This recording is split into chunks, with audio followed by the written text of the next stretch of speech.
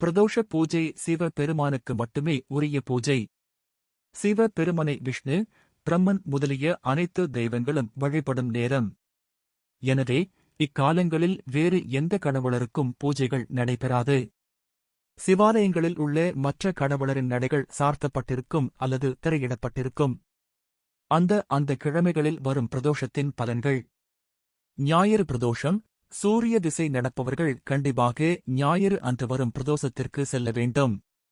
பலன். இதனால் சூரிய பகவன் அருள் நமக்கு கிட்டும்.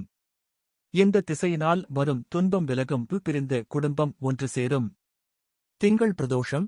பிரதோஷத்தில் சோமவரம் திங்கள் மிகவும் சிறப்பு வாய்ந்தது. சந்திர திசை நடப்பவர்கள், சந்திரனை லக்னாதிபதியாக கொண்டவர்கள் திங்கள் அன்று வரும் பிரதோஷத்திற்கு செல்ல வேண்டும். பலன். மன நிம்மதியும் மகிழ்ச்சியும் கிட்டும். மன வலிமை பெருகும். செவ்வாய் பிரதோஷம். செவ்வாய் திசை நடப்பவர்கள், செவ்வாயை லக்னாதிபதியாக கொண்டவர்கள் செவ்வாய் அன்று வரும் பிரதோஷத்திற்கு செல்ல வேண்டும். மனிதனுக்கு வரும் ரூணம் மற்றும் ரணத்தை நீக்கக்கூடிய பிரதோஷம் இது. பலன். செவ்வாயால் வரும் கெடு. பலன் நீங்கும். பித்ரு தோஷம் நீங்கும். கடன் தொல்லை தீரும். எந்த ராசி நட்சத்திரத்தை உடையவராக இருந்தாலும் ஒரு செவ்வாய் பிரதோஷமாவது வைத்தீஸ்வரன் கோவில் சென்று சித்தாமிர்த தீர்த்ததில் பிரதோஷ நேரத்திலே நீராடி வைத்தியநாதனை வழிபட்டால் அவர்களுக்கு வரும் ருணமும் ரணமும் நீங்கும் என்பது சிவவாக்கு. புதன் பிரதோஷம். புதன் திசை நடப்பவர்கள், புதனை லக்னாதிபதியாக கொண்டவர்கள் புதன் அன்று வரும் பிரதோஷத்திற்கு செல்ல வேண்டும். பலன். புதனால் வரும் கெடு பலன் நீங்கும். கல்வி சிறக்கும். அறிவு வளரும். படிக்காத பிள்ளை படிக்கும். பெற்றோர்கள் தங்கள் குழந்தைகளை தவறாமல் புதன் அன்று வரும் பிரதோஷத்திற்கு அழைத்து செல்ல வேண்டும். இதனால் அவர்கள் கல்வி சிறக்கும். தேர்வில் அதிக மதிப்பெண் பெறுவார்கள். வியாழன் பிரதோஷம். குரு பார்க்க கோடி நன்மை. குரு திசை நடப்பவர்கள், குருவை லக்னாதிபதியாக கொண்டவர்கள் வியாழன் அன்று வரும் பிரதோஷத்திற்கு செல்ல வேண்டும். பலன். கரக தோஷத்தால் ஏற்படும் தீமை குறையும். வெள்ளி பிரதோஷம். சுக்கிர திசை நடப்பவர்கள், சுக்கிரனை லக்னாதிபதியாக கொண்டவர்கள் வெள்ளி அன்று வரும் பிரதோஷத்திற்கு செல்ல வேண்டும்.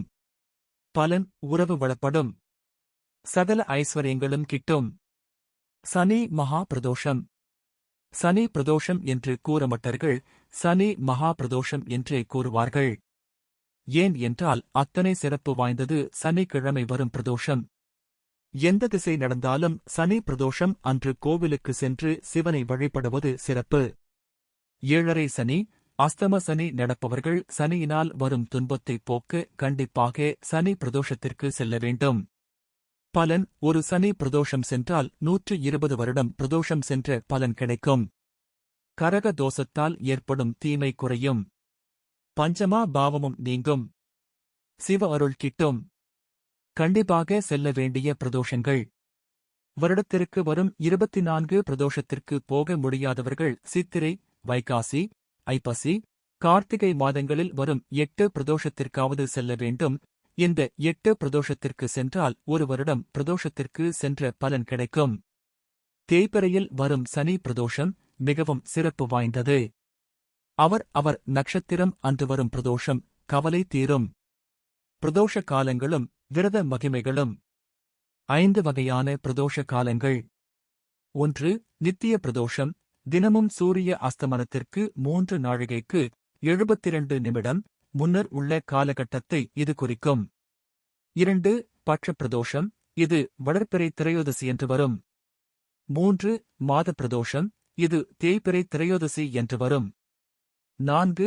மகா பிரதோஷம்.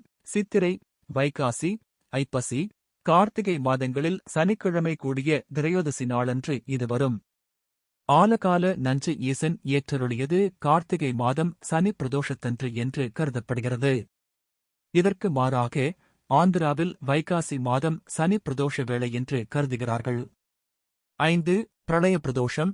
இது பிரளய காலத்தில் வருவது. அப்போது எல்லாமே ஈசனுள் அடங்கும். பிரதோஷ காலங்களில் உபவாசம் இருந்து சுவாமிக்கும் அம்பாளுக்கும் அபிஷேக ஆராதனைகள் செய்ய வேண்டும். பிரதோஷ காலங்களில் சிவபெருமான் அனைத்தையும் தன்னுள் அடக்கிக் கொள்கிறார். எனவே இக்காலங்களில் ஈஸ்வரனை நினைத்து தியானம் செய்வது மிகச்சிறந்த பலன் அளிக்கும்.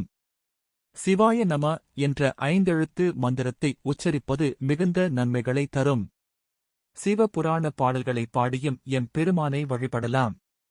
நந்தி தேவருக்கு பூஜைகள் முடிந்த பின்னர் பிரதோஷ பூஜைகள் மூலவருக்கு செய்யப்படும். மூலவருக்கு தீபாராதனை முடிவுற்ற பின்னர் நந்தி தேவரது காதுகளில் யாரும் கேட்கா வண்ணம் நமது வேண்டுதல்களை சொல்ல வேண்டும்.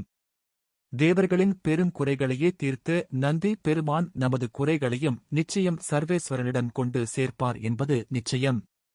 தொடர்ந்து 12 வாரங்கள் செய்ய 13வது வாரம் நமது குறைகள் தீர்ந்ததை உணரலாம். மூலவரின் தீபாராதனையை நந்தி தேவரின் 2 கொம்புகள் வழியே காண்பது சிறந்த பலனை கொடுக்கும். பிரதோஷ காலங்களில் சிவ பெருமான் நந்தி தேவரின் 2 கொம்புகளுக்கிடையே திருநடனம் புரிகின்றார் என்பது ஐதீகம். இத்தகைய தரிசனம் சகல பாவங்களையும் போக்கும். அனைத்து விதமான தோஷங்களையும் நீக்கும்.